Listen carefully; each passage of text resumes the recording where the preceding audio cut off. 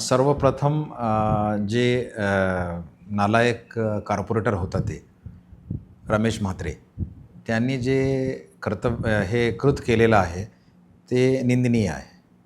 असा कुणीच करायला नाही पाहिजे आणि कुणासोबत करायला नाही पाहिजे.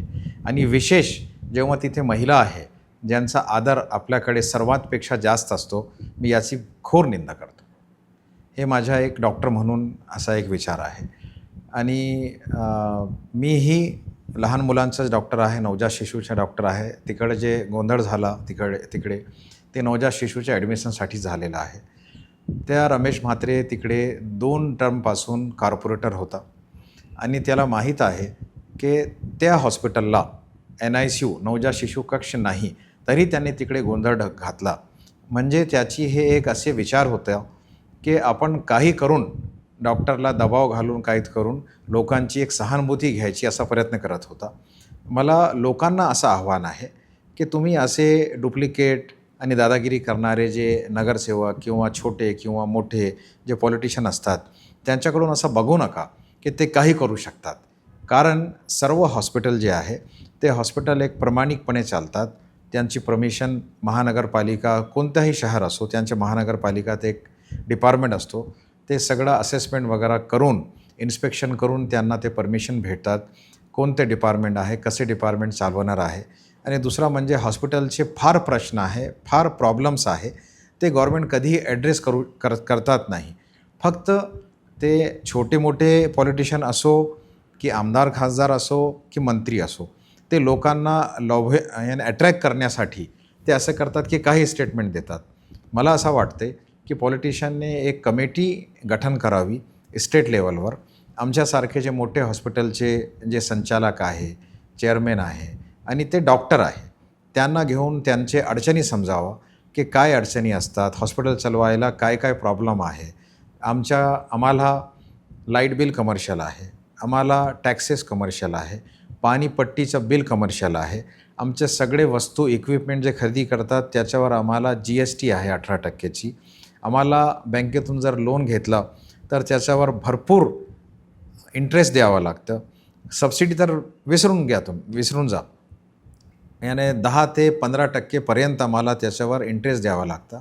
हे अडचणी असतात आणि त्याच्यावरही आम्ही हे सगळं करून 30 वर्षपर्यंत शिकून स्पेशालिटी, सुपर स्पेशालिटी करून आम्ही जेव्हा आमच्या सोसायटीला सर्व्हिस देतो, तेव्हा आम्हाला समजण्याऐवजी ते आमच्यावर आरोप करतात, गुंडागर्दी करतात, बिलसाठी भांडण करतात. हे एक रॉंग मेसेज लोकांमध्ये जातो.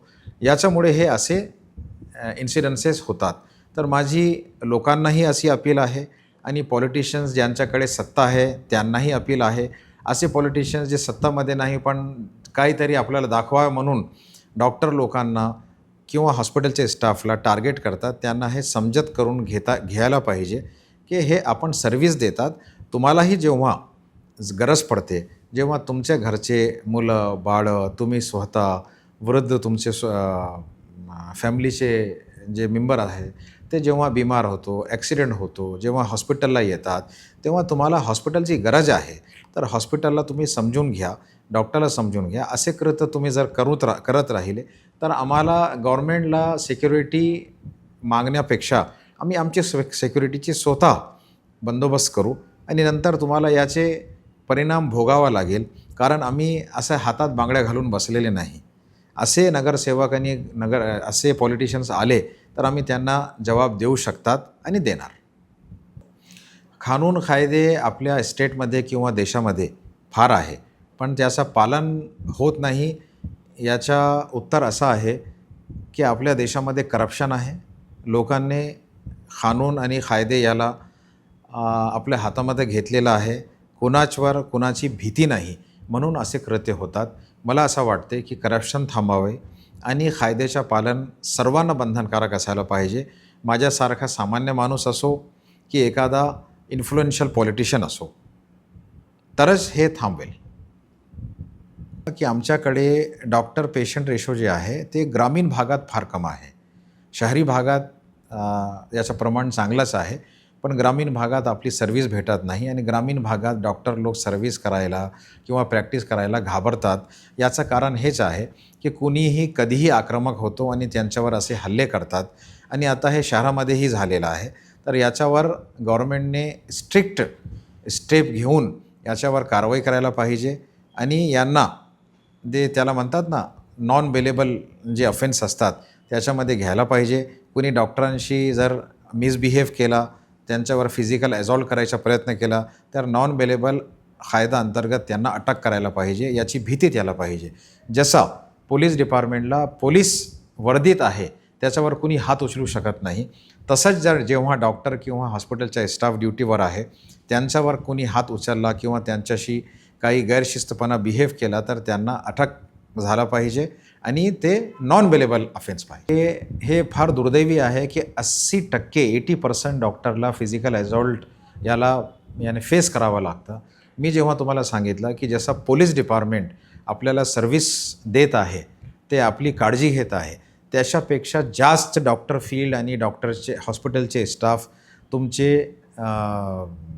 हेल्थची काळजी घेत आहे आणि त्यांच्यासाठी कोणताही एकदम स्ट्रिक्ट कायदा बनवलेला नाही आणि आहे तर त्याचं पालन होत नाही.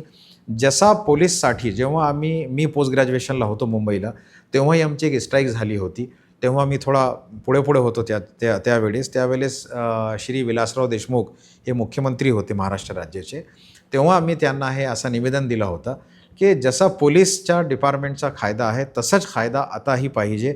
कुणीही डॉक्टरला शिवीगाळ केली, फिजिकल ॲझॉल्ट केला, धमकण्याचा प्रयत्न केला, ते कुणीही असो, ते छोटा मोठा गुंडा असो, बडा गुंडा असो, पॉलिटिकल माणूस असो किंवा मंत्री संत्री असो, त्यांच्यावर हे गुन्हा दाखल करायलाच पाहिजे नॉन बेलेबल ऑफेन्सचा. तेव्हाच हे 80% तुम्ही जे आता सांगितलं ॲझॉल्ट डॉक्टरला फेस करावं लागतं ते हे थांबणार. मला वाटते की 1% ही ॲझॉल्ट किंवा शिवीगाळ डॉक्टरला नाही पाहिजे.